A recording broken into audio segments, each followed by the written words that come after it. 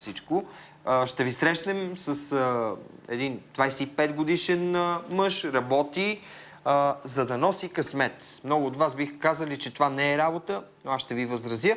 На коминочистачите това им е втората, дори основната работа. Нашият герой е коминочистач по душа и не би сменил работата си с дипломата по право. Натали Пашева разказва.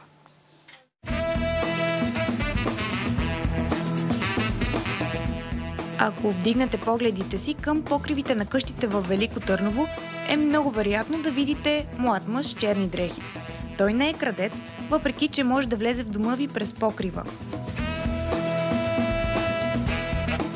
Казвам се Делян Ангелов, живея във Велико Търново и работя като коминочистач.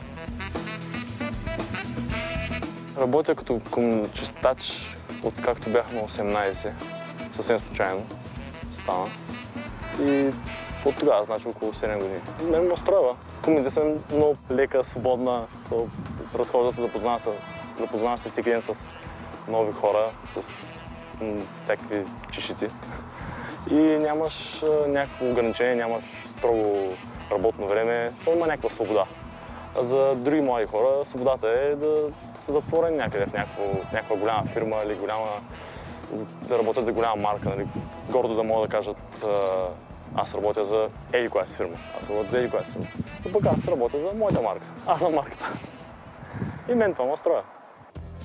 Делян казва, че е трудно да се издържаш само с чистенето на комини, но пък на покривите се срещат две неща, които носят щастие – щъркелите и коминочистачите. А и отгоре проблемите му изглеждат дребни като минувачи. А случва ли се да паднеш?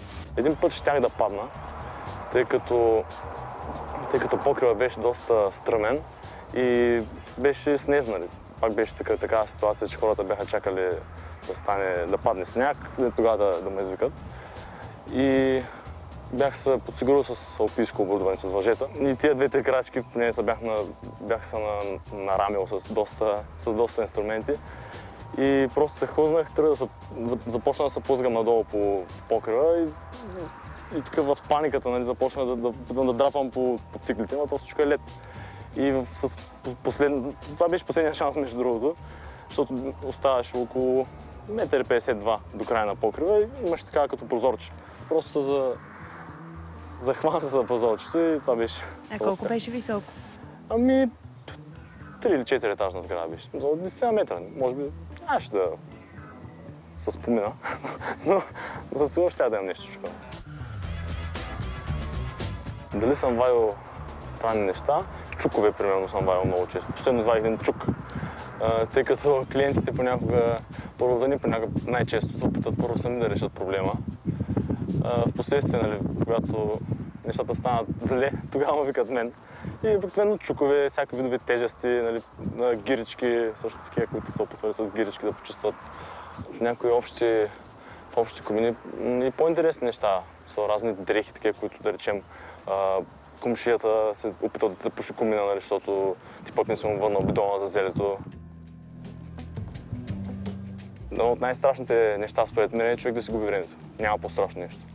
Така че много пъти съм си мислил дали състоянието си в България не пропускам нещо по-важно, нещо по-интересно, дори по-печелившо, съответно, защото не се предполага, че ще е по-доходоносно, ако работиш някъде другаде. Но не знам, може би има си своите очарователни неща в България. Хората са други, природата е друга. Пък и човек по принцип стиже на мястото. Така е приказката, че камъка стиже на мястото. Днеска, да речем, си решил, че ще правиш капачки. Може да не изкараш никакви пари от тия капачки. Но като си постоянен, като си упорит, като